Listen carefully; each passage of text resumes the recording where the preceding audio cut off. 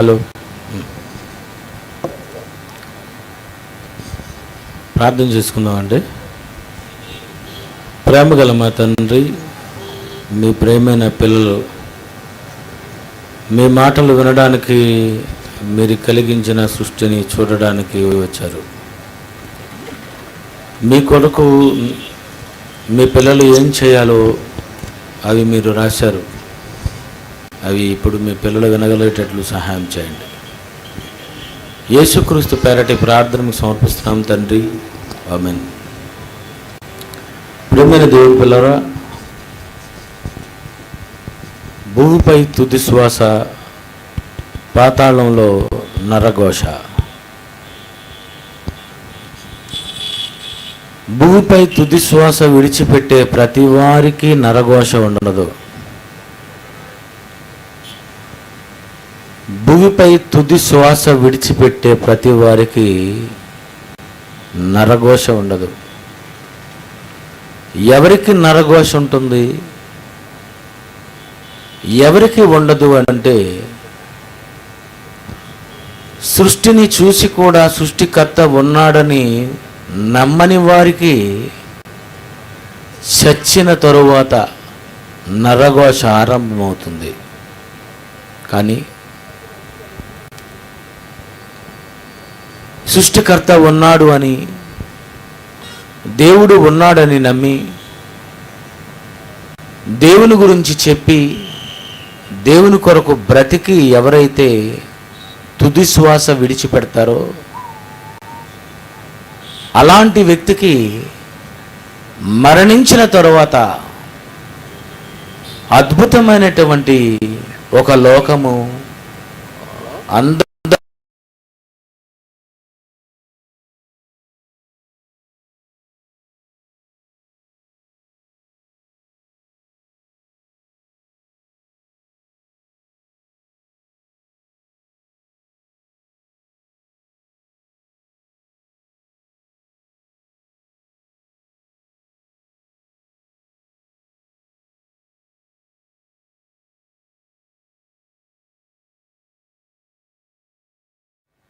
అందుకు యేసు, నీవు నమ్మిన ఎడల దేవుని మహిమను చూతువని నేను నీతో చెప్పలేదా? ఒక నిమిషం ఆగు నాన్న.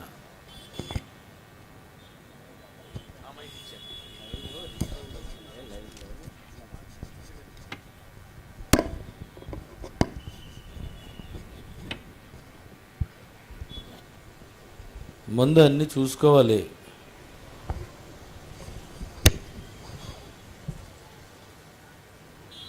యోహాను సువార్త 11వ అధ్యాయము 40వ వచనం చూద్దామండి. అందుకు యేసు నీవు నమ్మిన ఎడల దేవుని మహిమను చూతువని నేను నీతో చెప్పలేదా? నమ్మిన ఎడల నమ్మితే మహిమ చూస్తావు, నమ్మకపోతే నరఘోష చేస్తావు. నమ్మితే దేవుని మహిమ చూస్తావు. జాగ్రత్త వినాలి. నమ్మితే దేవుని మహిమ, నమ్మిన వారు మహిమ చూస్తారా అంటున్నారు అక్కడ. నమ్మితే మహిమ చూస్తావు. నువ్వు నమ్మితే, మార్తా మరియా మీరు నమ్మితే దేవుని మహిమను చూస్తారు. దేవుని నమ్మితే తుది శ్వాస విడిచిపెట్టినటువంటి వాడు కూడా మళ్ళీ తిరిగి శ్వాస పీల్చుకుంటాడు, తిరిగి బ్రతుకుతాడు. జాగ్రత్త వినాలి. తుది శ్వాస విడిచిపెట్టిన ప్రతి ఒక్కరూ నమ్మి తుది శ్వాస విడిచిపెడితే మహిమను చూస్తారు. నిజమేనా? యేసుక్రీస్తు రెండవ రాకడలో సమాధుల్లో ఉన్నటువంటి వారందరూ తిరిగి లేస్తారు అని ఎన్నో సంవత్సరాలుగా క్రైస్తవ ప్రపంచంలో మనమందరం నమ్ముతున్నాం. అంటే క్రైస్తవుడైనా మరణించటం లేదా? దేవుని నమ్మి మరణించటం లేదా? మరణించిన వారు అప్పటితో తుది శ్వాస, యేసుక్రీస్తు వస్తే తిరిగి లేచి మళ్ళీ మహిమను చూడరా వీళ్ళరా. మరణిస్తే మహిముంది. నువ్వు చనిపోయిన తరువాత నువ్వు తుది శ్వాస విడిచిపెడితే బ్రహ్మాండమైనటువంటి ఒక గొప్ప మహిమ ఉంది. అది ఈ ప్రపంచం తెలుసుకోలేకపోయింది. యేసుక్రీస్తు వారు ఏమంటున్నారు ఒకసారి యోహాను సువార్త 17:24 కూడా చూద్దామండి. యోహాను సువార్త 17:24. తండ్రి తండ్రి నేనెక్కడ ఉందునో అక్కడ నీవు నాకు అనుగ్రహించిన వారును, అక్కడ నువ్వు నాకు అనుగ్రహించినటువంటి వారును నాతో కూడా ఉండవలననియు నీవు నాకు అనుగ్రహించిన నా మహిమను వారు చూడవలననియు కోరుచున్నాను. వారు చూడవలనని కోరుతున్నాను. మహిమను, నా మహిమ చూడాలి. చనిపోయిన తర్వాత అపోస్తలులు రెండవ రాకడలో యేసు దగ్గరకు వెళితే నా మహిమ వాళ్ళు చూడాలి. అంటే యేసుక్రీస్తు వారికి మరణించిన తర్వాత తుది శ్వాస ఆయన కూడా విడిచిపెట్టారు. ఆయనకి జరిగింది తుది శ్వాస శిలువపై. తండ్రి నా ఆత్మను నీకు అప్పగించుచున్నానని తుది శ్వాస. ఆ తరువాత యేసుక్రీస్తు వారు ఏమని ప్రార్థన చేస్తున్నారు? యోహాను సువార్త 17:5 చూద్దామండి. యోహాను సువార్త 17:5 తండ్రి లోకము పుట్టక మునుపు నీ యొద్ద నాకు ఏ మహిమ ఉండెనో ఆ మహిమతో నన్ను ఇప్పుడు నీ యొద్ద మహిమపరచుము. లోకము పుట్టక ముందు నీ యొద్ద నాకు మహిమ ఉంది. ఆ మహిమతో నన్ను ఇప్పుడు నీ యొద్ద మహిమపరచుము. నన్ను పరలోకంలో నీ యొద్ద నన్ను మహిమపరచు. అంటే యేసు తుది శ్వాస విడిచిన తరువాత పరలోకంలో ఆయనకు ఉన్నది మహిమ. మరియా నువ్వు నమ్మితే మహిమ చూస్తావు. శిష్యులతో అంటున్నాడు, నా మహిమ మీరు చూడాలి, మీ అందరూ అక్కడికి రావాలి అని యేసుక్రీస్తు వారు అన్నారంటే వీళ్ళరా, మరణించిన తరువాత మనమందరము కూడా ఒక మహిమలోనికి వెళ్ళబోతున్నాము. ఒక బ్రహ్మాండమైనటువంటి లోకానికి వెళ్ళబోతున్నాము. ఆ లోకంలో నీకు ఏముంటుంది? దేవుని నమ్మని వాడు తుది శ్వాస విడిచిపెడితే వాడు పోయేది పాతాళంలో ఆత్మల ఘోషతో వెళ్ళిపోతాడు. అగ్ని ఆరదు, పురుగు చావదు అనే ప్రాంతానికి వాడు వెళ్ళిపోతాడు. కానీ దేవుని కొరకు బ్రతికి, దేవునిని నమ్మి, దేవుని కొరకు చెప్పి, దేవుని కొరకు ఇచ్చి, దేవుని కొరకు ప్రకటించి అనేక కష్టాలు అనుభవించినటువంటి నీవు మరణించిన తరువాత నీకు ఉన్నది పరలోకంలో మహిమ. ఆ మహిమ యేసుక్రీస్తు వారు పొందుతున్నారు. దానిని కూడా మీరు చూడాలి అని యేసుక్రీస్తు వారు శిష్యులతో చెబుతున్నారు. నా మహిమ మీరు చూడాలి. ఏంటి ఆ మహిమాన్ని చూసి మనిషి ఇదేదో చాలా గొప్పది అని మానవుడు అనుకుంటున్నాడు. విషయం చెప్పమంటారా? ఈ లోకము చాలా చిన్న లోకము. ఈ సముద్రము చాలా చిన్నది. ఈ ఆకాశము చాలా చిన్నది. ఈ భూమి చాలా చిన్నది. ఈ విశాలంలో ఉన్నటువంటి గ్రహాలు, నక్షత్రాలు ఇవన్నీ ఇవి చాలా చిన్నవి. ఇవి చాలా పెద్దవి, చాలా గొప్ప లోకం అని మీరు అనుకుంటున్నారు. దేవుడేమన్నాడో ఒకసారి యోబు గ్రంథము 26:14 చూడండి ఒకసారి. యోబు గ్రంథము 26:14. ఇవి ఆయన కార్యములలో స్వల్పములు. ఇవి ఆయన కార్యములలో స్వల్పములు. దేవుడు అంటున్నాడు, ఒరేయ్ నేను చేసినటువంటి ఈ ఆకాశము, భూమి, ఈ సూర్యుడు, చంద్రుడు, నక్షత్రాలు, ఈ సృష్టిని చూస్తే మీరు అనుకుంటున్నారు చాలా పెద్దవంటున్నారు కదా. ఇవి ఆయన కార్యములలో నేను చేసిన కార్యములలో స్వల్పములు. స్వల్పములు. చిన్న ఆకాశం చేశాను మీకు, చిన్న భూమి చేశాను, చిన్న సముద్రము చేశాను, చిన్న సూర్యుని చేశాను. ఇది స్వల్పము. ఎప్పుడైనా చదివారా ఈ వాక్యాలు? క్రైస్తవులు ఎప్పుడైనా ఈ వాక్యాల కొరకు ఆలోచించారా?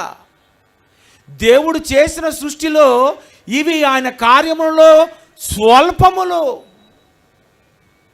ఎందుకంటే రెండవ రాకాడలో ఈ ఆకాశము, ఈ భూమి, పంచభూతములు మిక్కటమైన వ్యాండ్రముతో కరిగిపోయి లయమైపోతాయి. యుగాంతం ఖచ్చితం. ఈ సృష్టి సర్వనాశనం అయిపోవటం, కాలిపోవటం గ్యారంటీ. ఇది కాలిపోతుందని తెలిసినప్పుడు, నువ్వు చచ్చిపోతావని తెలిసినప్పుడు, మీరు ఉండరు అని తెలిసినప్పుడు నేను పెద్దది చేస్తానని మీరెలా అనుకున్నారు? ఇవి నేను చేసిన కార్యములలో స్వల్పములు చిన్నవి. ఆకాశము చిన్నదంట. చిన్నదా? ఆకాశం వైపు కళ్ళెత్తండి, ఎత్తండి ఒకసారి. చిన్నదా ఇది? చాలా పెద్దండి, చాలా చాలా చాలా చాలా పెద్దది. ఇంత పెద్ద ఆకాశాన్ని చేసి దేవుడు అంటున్నాడు, ఇవి నేను చేసిన వాటిలో స్వల్పములు, చాలా చిన్నది. ఈ ఆకాశం ఏం చూశారు? ఆకాశ మహాకాశములు. మీరు ఈ లోకాన్ని విడిచిపెట్టిన తరువాత మీరు చూడబోయేటటువంటి లోకాలు చాలా పెద్దవి. ఈ లోకములో భూమి, ఈ భూమి మీద ఉన్నటువంటి double cot bedroom, triple cot bedroom, 2 సెంట్లు ప్రభుత్వం ఇచ్చే సెంటున్నర, నీకు అది చాలా గొప్పది. అంతే కదండి? ప్రభుత్వం నుండి ఇల్లు కావాలి, ఎకరాలలో ఇల్లు కట్టి విల్లాలాగా లేకపోతే ప్యాలెస్ లాగా మనకిస్తున్నారేమో అని అనుకుంటే, బాత్రూమ్ సైజు గది కట్టి సెంటున్నరలో 60 సంవత్సరాలు నిన్ను అడ్జస్ట్ అయిపోయమని చెబుతున్నాడంటే, అదైనా కావాలని దాని వెనక తిరుగుతున్నారు. కానీ ఈ ఆకాశం కంటే పెద్దదుంది, ఈ ఆకాశము కంటే పెద్ద లోకం ఉంది. నీకు స్థలమే కావాలనుకుంటే, నీకు ఇచ్చే స్థలం నేను ఇంకా గొప్ప స్థలం ఇస్తాను. ఈ భూమి ఏమిచ్చాను నీకు? చాలా చిన్నది, స్వల్పము. ఈ భూమి ఆదామవలకిచ్చాను, నరులకిచ్చాను. ఈ భూమి వాళ్ళకే ఇచ్చాను. మీరు ఫలించి అభివృద్ధి పొంది విస్తరించి భూమిని నిండించి భూమిని లోపరుచుకొనుడి. ఆదికాండం 1:28. అదేనా? ఇదిగో ఆదామవ్వలారా, ఇగో మీరు తీసుకోండి, ఫలించండి, అభివృద్ధి పొందండి, విస్తరించండి, భూమిని నిండించండి, లోపరుచుకోండి. తీసుకోండి ఆదామవ్వలు. తప్పు చేసిన ఆదామవ్వలకే ఈ భూమి ఇచ్చాడట. తప్పు చేస్తారని తెలిసిన ఆదామవ్వలకు భూమి ఇచ్చాడట. అంటే ఈ భూమి ఎవరిది? నేల? ఈ సముద్రం ఎవరిది? నీదా? నో, వాళ్ళది, ఆదామవ్వలది. భూమిని నరులకిచ్చాను, ఆదామవ్వలకిచ్చాను. వాళ్ళకే భూమి ఇస్తే, నా కొరకు బ్రతికనందుకు నువ్వు మరణించిన తరువాత నీకు ఇచ్చే భూమి, ఇచ్చే స్థలము ఇంత స్థలం అనుకున్నావా? దీనికంటే గొప్ప స్థలం అనుకున్నావా? నేను చేసిన ఈ భూమి చిన్నదైతే, నేను చేసిన కార్యములలో ఇది స్వల్పములైతే, నేను చేయబోయే అద్భుతమైన ఆ లోకములో ఆ స్థలము, ఆ ఆకాశము ఎంత ఉంటుందో తెలుసా? అందుకే యేసుక్రీస్తు వారు ఏమన్నారో చూడండి. యోహాను సువార్త 12వ అధ్యాయం 14వ అధ్యాయము 2వ వచనము. యోహాను సువార్త 14:2 నా తండ్రి ఇంట అనేక నివాసములు కలవు. నా తండ్రి ఇంట అనేక నివాసములు. కుర్చీల్లో కూర్చున్నటువంటి పాడేరు, అరకు, ఈస్ట్ గోదావరి, వెస్ట్ గోదావరి, విశాఖపట్నం నుండి ఎన్నో ప్రాంతాల నుండి వచ్చినటువంటి మీ అందరికీ గుడ్ న్యూస్. మీ అందరికి ఇల్లు ఉన్నాయి. ఏ ఇల్లు? ఒక ఇల్లు అనుకున్నారా? 2 ఇల్లు అనుకున్నారా? 3 ఇల్లు అనుకున్నారా? అనేక నివాసములు కలవు. లేని ఎడల మీతో చెప్పుదును. మీతో చెప్తాను, లేకపోతే చెప్తాను. మీకు స్థలము సిద్ధపరచ వెళ్ళుచున్నాను. మీకు అనేక నివాసములు కలవు. మీ అందరికి ఇళ్ళున్నాయి. పరలోకానికి వెళ్ళిన తర్వాత నీకు ఇల్లు ఉందా? ఉంది. ఎంత? సెంటున్నారా? చాలా పెద్దది. చాలా చాలా చాలా చాలా పెద్దది. అనేక నివాసములు కలవు అంటే మీ అందరికీ ఇళ్ళున్నాయి. పరలోకానికి వెళ్ళిన తర్వాత అక్కడ కూడా హల్లెలూయా ప్రైజ్ లార్డ్ అనుకుని భజన చేస్తారా? ఏమండి? అక్కడ కూడా దేవుడి దగ్గరికి వెళ్ళిపోయి స్తుతి స్తుతి స్తుతి స్తుతి స్తుతి స్తుతి praise lord praise lord praise lord praise lord. అదే, ఇంకేముండదు అక్కడ. అవి ఏవి లేవు అనుకుంటున్నారు కదా మీరు. అక్కడ ఎంత గొప్పగా ఉంటుందో తెలుసా? అది ఎంత అద్భుతమైనటువంటి జీవితమో తెలుసా? అది ఎంత అందమైన లోకమో తెలుసా? యేసుప్రభు వారు అంటున్నారు, నేను నా తండ్రి ఇంట అనేక నివాసములు కలవు. లేని ఎడల మీతో చెప్పుదును. మీకు స్థలము సిద్ధపరచ వెళ్ళుచున్నాను. స్థలము రాసుకోండి, అండర్లైన్ చేయండి. స్థలం. గవర్నమెంట్ ఇచ్చేదెంత? జీవోడి గాడ్ ఇచ్చేదంత. గవర్నమెంట్ ఇచ్చేది ఎంత? యేసు ప్రభు ఇచ్చేదంత. ఈ ప్రపంచంలో మానవుడు సంపాదించినదంతా దేవుడు నీకు ఇవ్వబోయేదంతా. మీకు స్థలము సిద్ధపరచ వెళ్ళుచున్నాను. మీకు స్థలం, మీకు స్థలం, నీకు స్థలం, నీకు స్థలం, నీకు స్థలం, నాకు స్థలం. మీకు స్థలము సిద్ధపరచ వెళ్ళుచున్నాను. నేను వెళ్ళి మీకు స్థలము సిద్ధపరచిన ఎడల, నేను వెళ్ళి స్థలము సిద్ధపరచిన ఎడల నేనుండు స్థలములో మీరును ఉండులాగున, నేనుండు స్థలములో మీరును ఉండులాగున, మరలా వచ్చి నా యొద్ద ఉండుటకు మిమ్మల్ని తీసుకొని పోవుదును. నేనుండు స్థలములో మీరు ఉండులాగున. నేను ఉన్నాను, నాకు స్థలం ఉంది. యేసుప్రభు వారు చెప్తున్నారు, నాకు స్థలం ఉంది. ఎంత ఉంది? ఎంత ఇచ్చాడు దేవుడు? యేసుకు దేవుడు ఇచ్చినటువంటి స్థలం ఎంత? నాకు స్థలం ఉంది. నేనుండు స్థలములో మీరు కూడా ఉండు నాగులో మరలా వచ్చి నా యొద్ద ఉండుటకు మిమ్మల్ని తీసుకొని వెళ్ళిపోతాను. ప్రియులారా, మరందరికీ స్థలం ఉంది. స్థలం పరలోకంలోనే ఉందంటే దేవుడికి ఎంత స్థలం ఉండొచ్చు? దేవుడికి ఎంత స్థలం ఉంది చెప్పమంటారా? అపోస్తలుల కార్యములు 7వ అధ్యాయము 50వ వచనం చూడండి. అపోస్తలుల కార్యములు 7వ అధ్యాయము 50వ వచనము. అని ప్రవక్త పలికిన ప్రకారము ఆకాశము నా సింహాసనము. 48వ వచనం. అయినను ఆకాశము నా సింహాసనము, ఆకాశము నా సింహాసనము, భూమి నా పాదపీఠము. ఆకాశము నా సింహాసనము. నా వైపు చూడండి అందరూ. ఆకాశం చూడండి. ఈ ఆకాశం అట దేవుడికి సింహాసనము. మా కుర్చీ ఉంది చూసారు, తెల్ల కుర్చీ ఎంత ఉంది? చాలా చిన్నది. దేవుడికట ఆకాశమే సింహాసనమట. ఆకాశము నా సింహాసనము, భూమి నా పాదపీఠము. ఇప్పుడు ఆయన్నే అడుగుతాను, చదువుతున్న ఆయన్నే. ఆకాశం ఎన్ని ఎకరాలండి?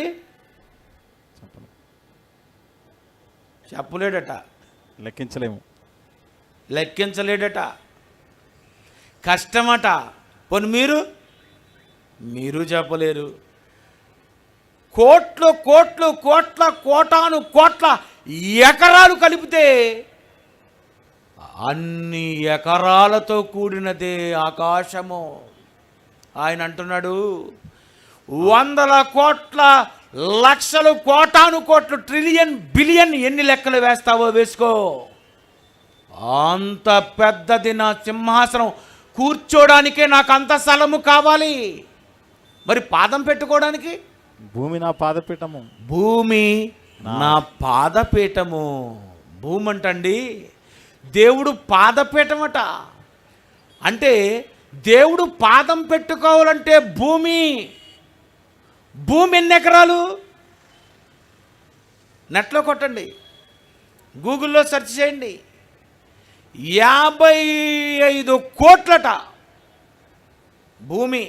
55 కోట్ల ఏదో లెక్క ఉంటుంది, తర్వాత చూడండి ఎన్ని కోట్లు. 55 కోట్లు. 55 కాదు, 500 కాదు, లక్ష కాదు, కోటి కాదు, 55 కోట్లు. పిల్లరా, దేవుడు పాదం పెట్టుకోవాలంటే ఆయన పాదానికి కావలసిన స్థలమే 55 కోట్లయితే, ఆయన కుర్చీ, సింహాసనము, ఆకాశము కూర్చోడానికి ఆయనకు కావలసినది కోటాను కోట్లు. లెక్కించలేనంత స్థలము సింహాసనానికే ఆయనకు కావలసినట్లయితే ఆయనే అంటున్నారు, ఆకాశము నా సింహాసనము, భూమి నా పాదపీఠము. మీరు నా కొరకు ఎలాంటి మందిరము మీరు నా కొరకు ఎలాంటి మందిరము కట్టుదురు? నా విశ్రాంతి స్థలం ఇది. విశ్రాంతి స్థలము. ఇక్కడే ఆగాలి క్రైస్తవ ప్రపంచము. నా విశ్రాంతి స్థలము ఏది? ఆకాశం సరిపోద్ది అనుకున్నావా? నో, కుర్చీ కింద పనికి వస్తుంది అది. భూమి పడుకోవడానికి సరిపోద్దా? నో, పాదానికి సరిపోద్ది. అంటే భూమి దేవుడు పడుకోవడానికి సరిపోదట. ఆకాశం సరిపోదా? సరిపోదు. ఎందుకు ప్రభువా మీకు సరిపోదు? ఆకాశ మహాకాశములు సైతము నన్ను పట్టజాలవు. జాగ్రత్త వినాలి. తుది శ్వాస విడిచే ప్రతి వాడు వినవలసిన పరలోక సంబంధమైన బోధ ఇది. ఆకాశము సింహాసనము, అది నాకు నిద్రపోవడానికి సరిపోదు. భూమి నా పాదపీఠము, దీని మీద పడుకోవడానికి సరిపోదు. మరి ఇది చాలా పెద్ద ఆకాశమే కదా తండ్రి అని అడిగితే ఆయన అంటున్నాడు, ఏవి నేను చేసిన కార్యములలో స్వల్పములు. మీరు ఉండరని తెలిసి మీ కొరకు చిన్న ఆకాశం చేశాను. మీరు ఉండరని తెలిసి మీ కొరకు నా పాదం పట్టే భూమి సైజ్ చేశాను. భూమి, ఇవే లోకాలు అనుకుంటున్నారా? ఇదే భూమి పెద్ద గొప్పదనుకుంటున్నారా? ఈ ఆకాశం ఏదో పెద్దదనుకుంటున్నారా? ఈ సముద్రం ఏదో, ఈ నీరు ఏదో పెద్ద సముద్రం, మహాసముద్రం అని మీరు పెడుతున్నారేమో. కానీ ఈ లోకం తర్వాత నేను కలిగించే లోకము, పరలోకము, నేను విశ్రాంతి తీసుకునే అతి పెద్ద లోకం అది. ప్రియులారా, భూమి మీద బ్రతికుండగా చూశావు ఈ లోకము, పుట్టిన తరువాత చూశావు ఈ లోకమందని, తుది శ్వాస విడిచి పెడితే చూస్తావు చాలా పెద్ద లోకము. తల్లి కడుపుల నుండి వచ్చిన తర్వాతే చూసావు, మర్చిపోకు.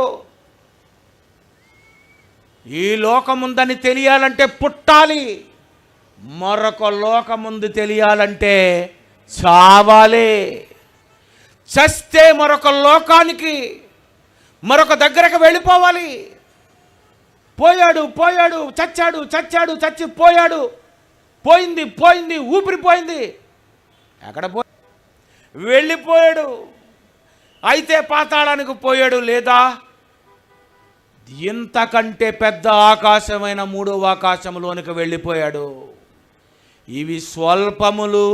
దీన్ని విడిచిపెడితే స్వల్పములు కాదు, అల్పములు కావు, చాలా పెద్ద లోకాలు. అందుకే హెబ్రీ పత్రిక 4వ అధ్యాయము 10వ వచనం చూడండి. హెబ్రీ పత్రిక 4వ అధ్యాయం 10వ వచనము. ఎందుకనగా దేవుడు తన కార్యములను ముగించి విశ్రమించిన ప్రకారము ఆయన యొక్క విశ్రాంతిలో ప్రవేశించిన వాడు కూడా అండర్లైన్ చేయాలి ఇది. ఆయన యొక్క విశ్రాంతిలో ప్రవేశించిన వాడు కూడా తన కార్యములను ముగించి విశ్రమించిన. ఆయన విశ్రాంతిలో, నా వైపు చూడండి అందరూ, స్టడీ మురి మిక్సర్గా చూడకండి, ఇటు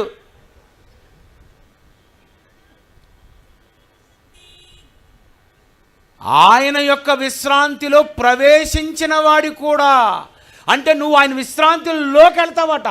నిజమేనా? ఆయనకి విశ్రాంతి స్థలం ఉందట, ఆ విశ్రాంతిలోనికి నువ్వు వెళతావంట. ఎప్పుడు? యేసు వస్తే. నేనుండు స్థలములో మీరును ఉండులాగున. నేను ఏ స్థలములో ఉన్నాను? నా తండ్రి స్థలములో ఉన్నాను. నా తండ్రి ఏమంటున్నాడు? నేనుండు స్థలములో, నా విశ్రాంతిలో మీరు ప్రవేశిస్తారు. అదే 10వ వచనము. ఎందుకనగా దేవుడు తన కార్యములను ముగించి విశ్రమించిన ప్రకారము ఆయన యొక్క విశ్రాంతిలో ప్రవేశించిన వాడు కూడా తన కార్యములను ముగించి విశ్రమించును. ఆయన యొక్క విశ్రాంతిలో ప్రవేశించిన వాడు కూడా. మనమంతా కూడా ఆయన విశ్రాంతిలోకి వెళ్తామట. ఆయన ఉన్న లోకానికి వెళ్తామట. మరి ఆయన విశ్రాంతి స్థలం ఏది? ఈ ఆకాశము కాదు. ఆయన విశ్రాంతి స్థలం ఏది? ఈ భూమి కాదు. ఆయన విశ్రాంతి స్థలము ఎంత? ఈ ఆకాశము కంటే 100 ఆకాశాలు కలిపితే ఎంత ఉంటుందో అంత ఉండాలి దేవుడు పడుకోవడానికి బెడ్. అందుకే ఆయన అన్నాడు, ఇది స్వల్పములు. మీరు చాలా చిన్నవి చూసే చాలా పిచ్చెక్కిపోతున్నారు. మీరు చిన్నప్పుడు పిల్లలకి చిన్న కారు ఇస్తాం, వాడు ఏమనుకుంటాడు? Car car car car car అనుకుంటాడు. కానీ మనకు తెలుసు కాదు కాదు కాదు అని. ఎందుకు? ఆ తర్వాత పెద్ద కారు ఉంది, ఉందా? అంతే కదండి. చిన్న బస్సు ఇస్తాం, ఆడేమనుకుంటాడండి? ఇదే బస్సు అనుకుంటాం. అగో ఇందాల వెళ్తాం చూసారా, పెద్ద బస్సు. ఆ తర్వాత అది తెలుస్తుంది, ఇంత బస్సా. ఆహా. అలాగే దేవుడు మీకు ఈ లోకం చాలా చిన్నదిగా చేశాడు.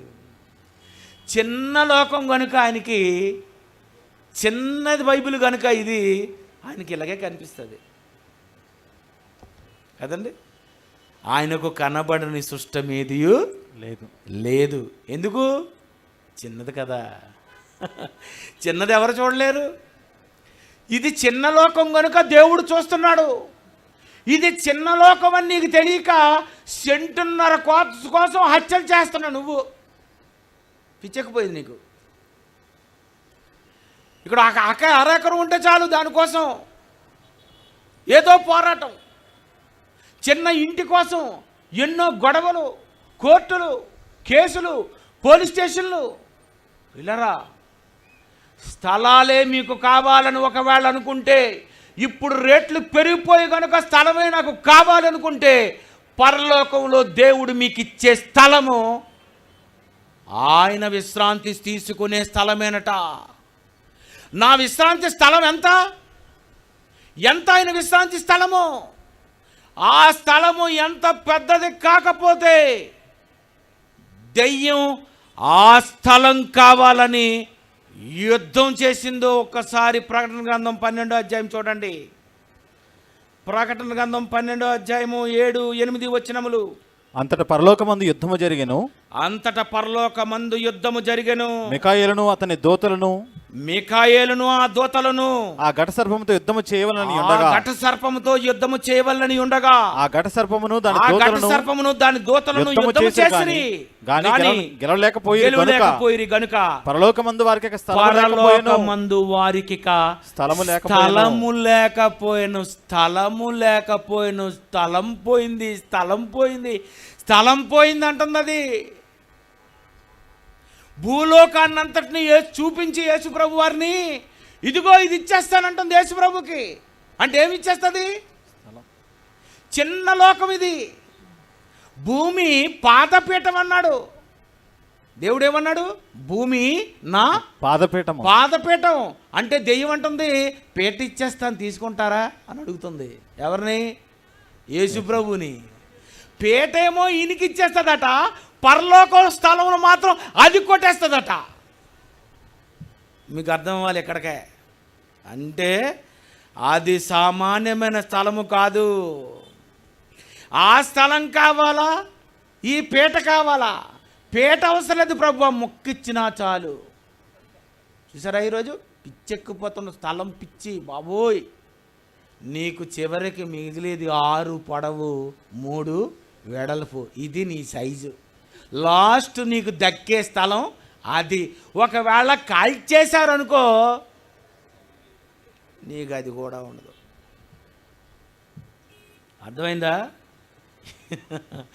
ఏమీ సంపాదించుకోకుండా ఏదో ఉందనుకుంటున్నావు కదా, ఆ దెయ్యానికి తెలిసిపోయింది ఇది పీటని, ఇది నాకు అవసరం లేదని, నాకు కావలసినది పరలోకమని, పరలోకములో స్థలము కావాలి అని, దేవునితో సమానముగా చేసుకోవాలని ప్లాన్ చేసిందంటే వీళ్ళరా, పరలోకము ఈ లోకం కంటే కొన్ని 100 కోట్ల లోకాలు కలిగిస్తే ఎంత లోకం ఉంటుందో అంత పెద్ద లోకం అది.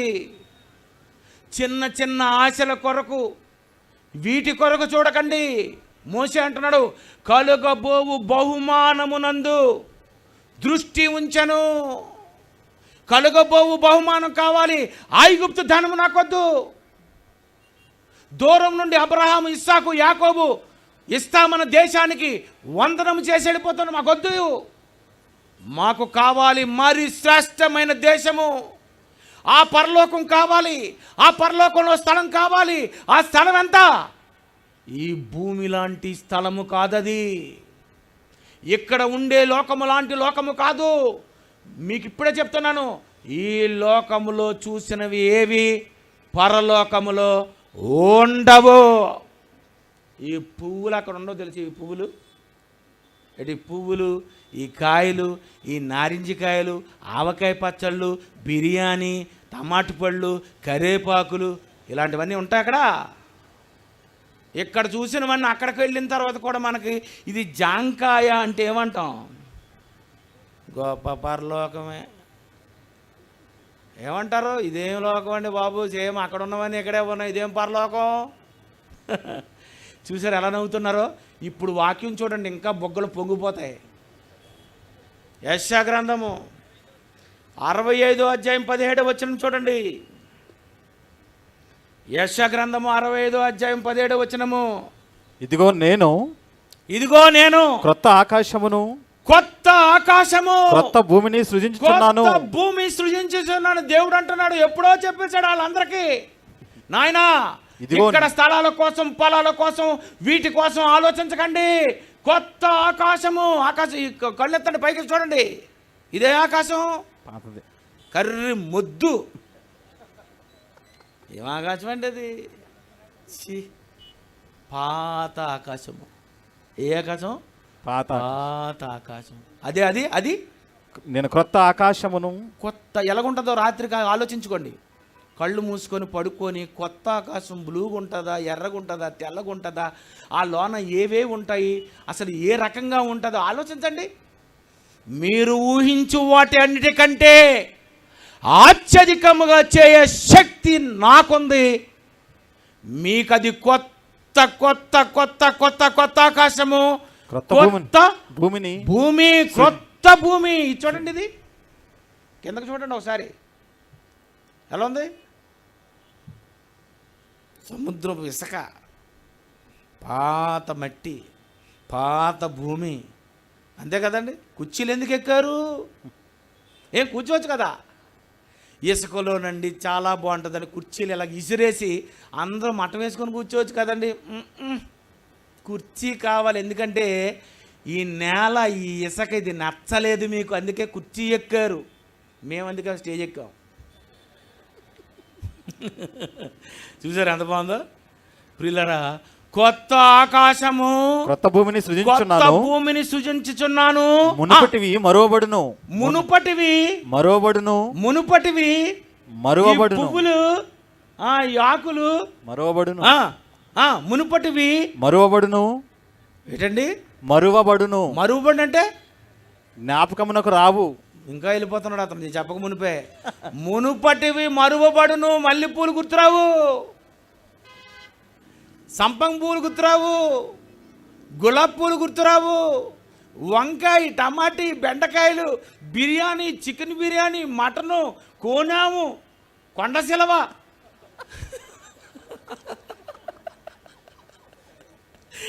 విన్నారు ఎప్పుడైనా ఈ మాటలు విన్నారు కదండి.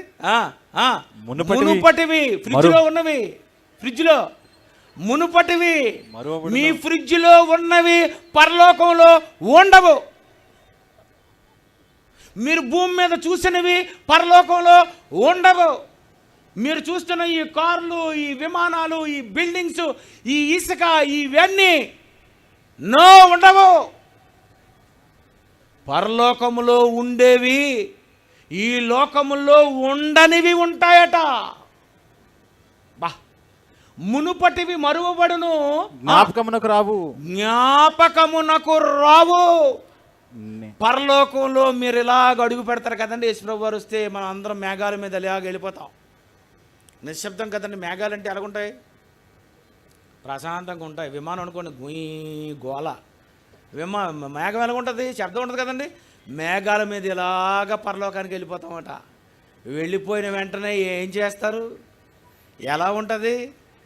సామెతల గ్రంథం 8వ అధ్యాయం ముగిస్తాను. సామెతలు 8:31. సామెతలు 8:31. ఆయన కలుగ చేసిన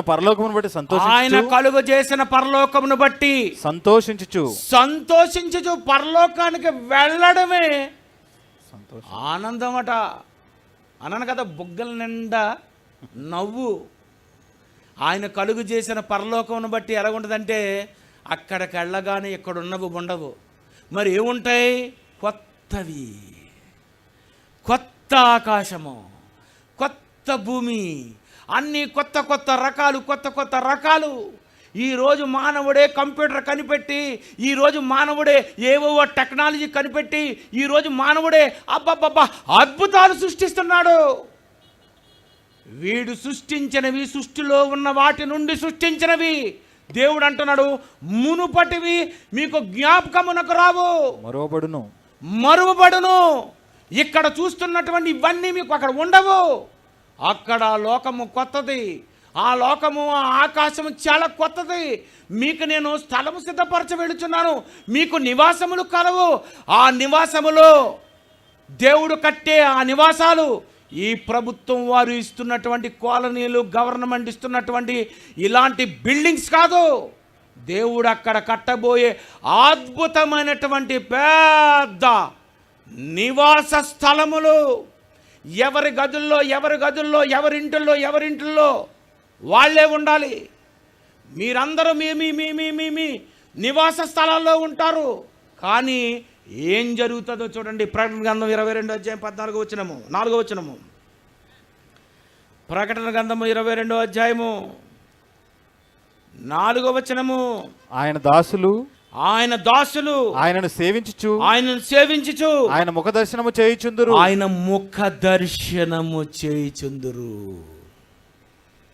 పరలోకానికి వెళ్ళిపోయిన తర్వాతట మనమంతా ఆ కోట్ల ఎకరాలలో కట్టినటువంటి ఆ మహా ఆకాశములలో, ఆ లోకంలో దేవుణ్ణి మీరు చూడాలనుకుంటేనట, ఎక్కడ ఏ నివాసములో ఉన్నా ఆ నివాసములో నుండి ఇలా చూస్తే దేవుడు కనిపిస్తాడట.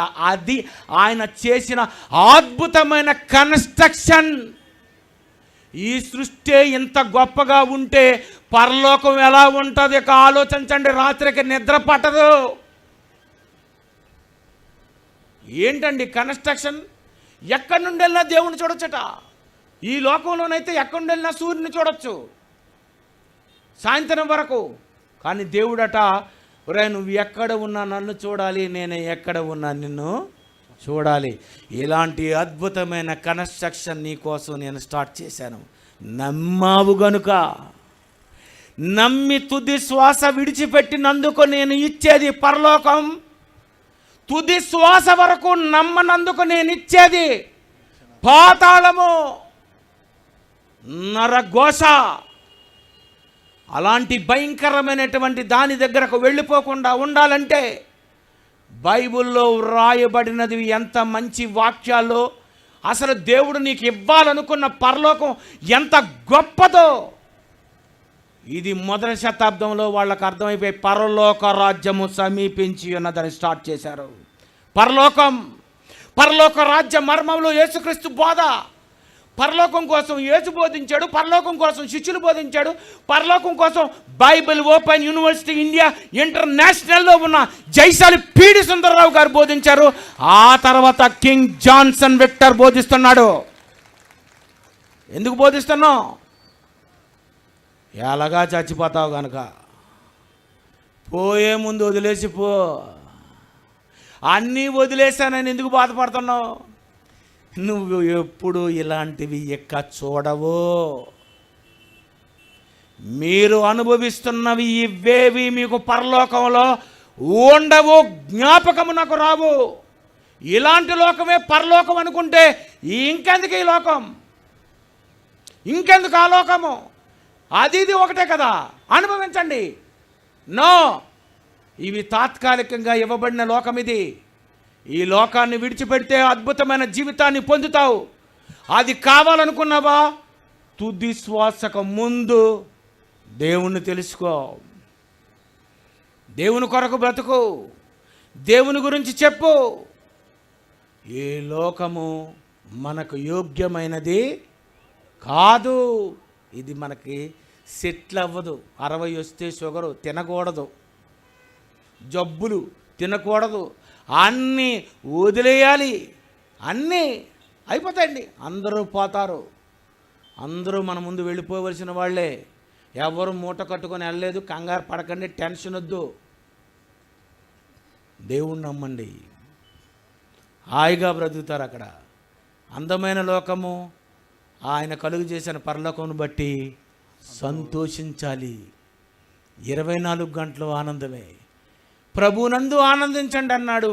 అక్కడ దేవుడు అంటాడు, పిల్లలారా ఇక్కడ బాగా కష్టపడ్డారు కదరా, చెమటలు పట్టేసే కదా, ఇక్కడ వారి కష్టపడి చెమటూర్చి సంపాదించావు కదా, 24 గంటలు నీ పిల్లల కోసం నీ వాళ్ళ కోసం కదా ఇక్కడ కష్టపడ్డావు. ఇదే కష్టం, ఇదే లోకాన్ని నేను ఇస్తే ఏం బాగుంటుంది? అందమైన అద్భుతమైన లోకం అక్కడ ఉంది.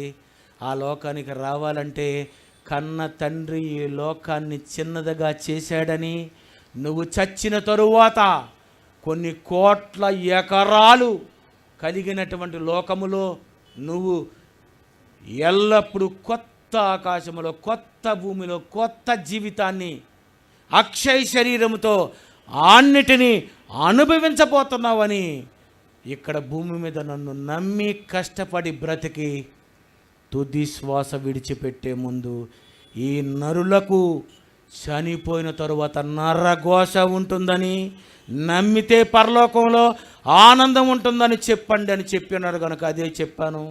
కళ్ళు మూసుకోండి. ప్రేమగల మా తండ్రి, మీరేమి రాశారో, ఏది వినాలో అది చెప్పాను. మీరే కావాలి. మీరున్న స్థలంలో మేము ఉండాలి.